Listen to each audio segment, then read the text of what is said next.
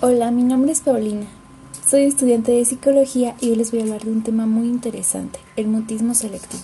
Un trastorno de ansiedad que consiste en que las personas afectadas en determinados contextos o circunstancias pueden llegar a inhibirse de tal manera que parecen mudos. Te voy a hablar de las principales características, evaluación y diagnóstico de este trastorno.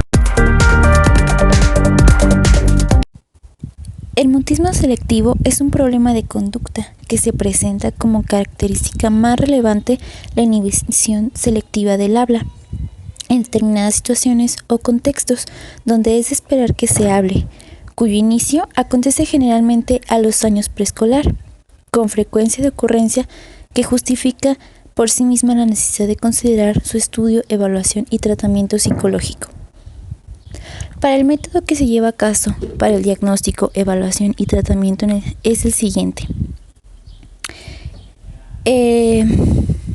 Los niños con mutismo selectivo a menudo encuentran más fácil hablar con otros niños que con adultos. Un aspecto importante en los niños con mutismo selectivo es que difieren considerablemente en su capacidad para utilizar la comunicación no verbal.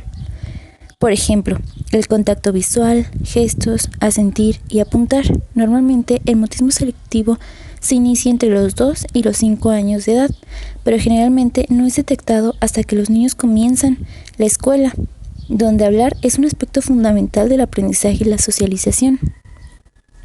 Se estima que el mutismo selectivo afecta aproximadamente al 1% de la población infantil, con tasas que vendrían de un 0.1% a un 2.2%, dependiendo de la muestra y de los criterios diagnósticos utilizados. Aunque se ha descrito una porción similar entre géneros, la mayoría de las investigaciones sugieren que el mutismo selectivo es más frecuente en las niñas.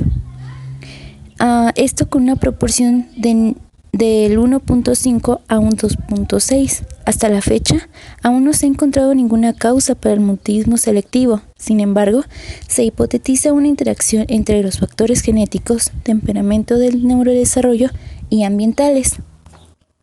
Uno de los objetos de realizar el diagnóstico es destacar las áreas de fortaleza y dificultad para organizar apoyo e intervención adecuada en el jardín de infantes o en la escuela. Si el niño muestra retrasos múltiples en lo social o en la comunicación, o mutismo en el contexto de otros comportamientos socialmente extraños, es más probable que el trastorno del aspecto del autismo sea diagnosticado primario.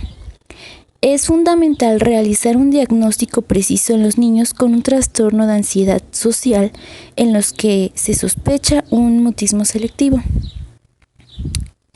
Ahora bien, el diagnóstico debe estar basado en la evaluación clínica. Entonces, el principal objetivo de la terapia es disminuir los niveles de ansiedad, aumentar las bases de la autoestima y la confianza en la interacción social, con los niveles más bajos de ansiedad, mayor confianza y el uso apropiado de técnicas. La comunicación mejorará a medida de que el niño vaya progresando en la comunicación verbal y no verbal. Los tratamientos deben de ser individual, pero la mayoría de los niños son tratados mediante una combinación de varias terapias. Algunas de estas son terapia conductual, que refuerza positivamente las técnicas de sensibilidad. También la terapia de juego, psicoterapia y otros enfoques psicológicos. Estos pueden ser efectivos si se elimina toda la presión para la verbalización. También la terapia cognitiva conductual, en donde los terapeutas ayudan a los niños a modificar su comportamiento.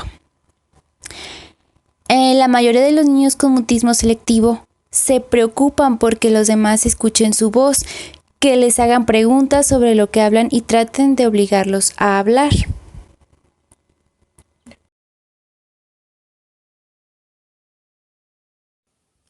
Y bueno, sabiendo esto, ahora puedes ayudar a una persona que sepas que padece ese trastorno o que tenga sospechas de que lo padece. Una ayuda a temprana edad puede corregir mucho este riesgo y prevenirlo de que sea más notorio o que tenga más consecuencias.